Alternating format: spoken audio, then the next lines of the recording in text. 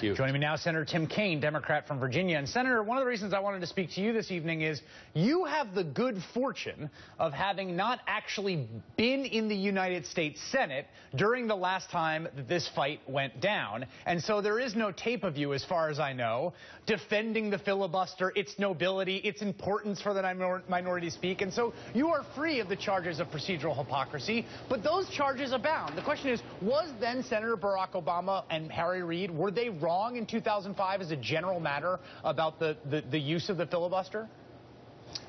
Well, I wasn't here, so I don't know how it was being well, you can render a perceived, judgment. Chris. I can render a judgment. Look, my judgment is we needed to make this change. And, Chris, the way I've pitched it is the Senate rules were being used to nullify American law. This is what I have objected to in being here for 10 months. When the Republicans don't like something, but they can't muster the votes to kill a program or a project or an agency, they try to defund it, or they try to decapitate it by not putting in the head. So they don't like the Bureau of Alcohol, Tobacco, and Firearms because the NRA is against it. For 6 years, they didn't have a head of that agency. They don't like the NLRB because it represents working people. They tried to deny putting in a quorum of commissioners at the NLRB. And the D.C. Circuit is a good example. It's not the president that says there's 11 judges, it's Congress. Right. But they were using this filibuster to block the president from filling the congressionally mandated slots. It's nullifying law. Just like the shutdown in October was trying to nullify. Well, we don't like Obamacare, we'll shut the whole government down.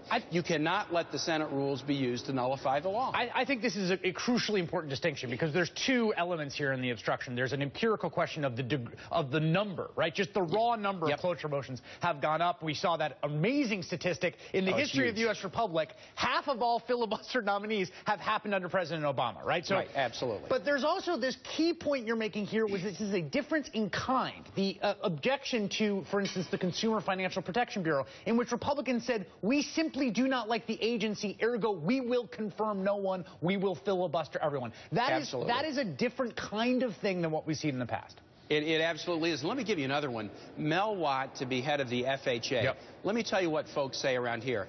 There are prominent donors on the Republican side who believe that the federal government should not play a role in housing.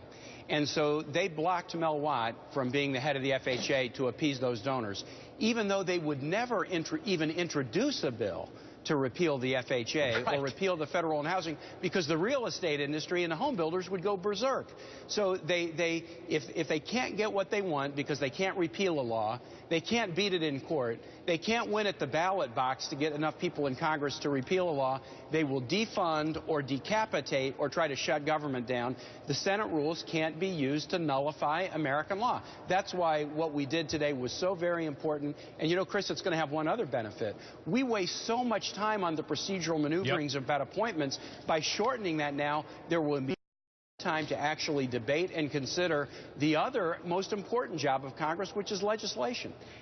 What I see here, and I'm glad you brought the shutdown, is an evolving set of dispositions in the two parties in which the Republican Party is increasingly viewing itself as a minority party that is embattled and has to come up with different means of sabotage and subterfuge in order to get its agenda passed or to block the rising Obama coalition. And the Democratic Party as increasingly confident. I think part of what happened in 2005 wasn't just that the parties were switched in the majority-minority status. It was that Democrats weren't confident that they were going to be able to win national majorities, and they are now, and I'm not sure Republicans are confident of the same. Well, I think that's a good point, and I'll tell you the confidence goes even a little bit further on the Democratic side. Before we cast this vote, we all asked ourselves, would we be comfortable with this as a state of affairs if we were in the minority with a Republican president? And we all said yes. Here's why. The election of a president carries with it a mandate to assemble a team.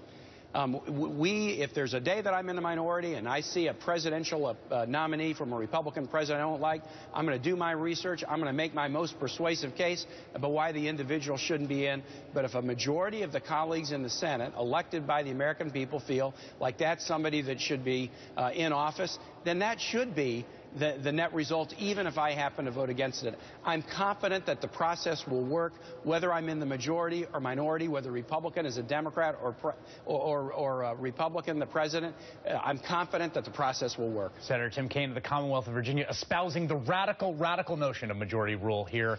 That is now on tape, sir. Thank you. Coming up in a few minutes.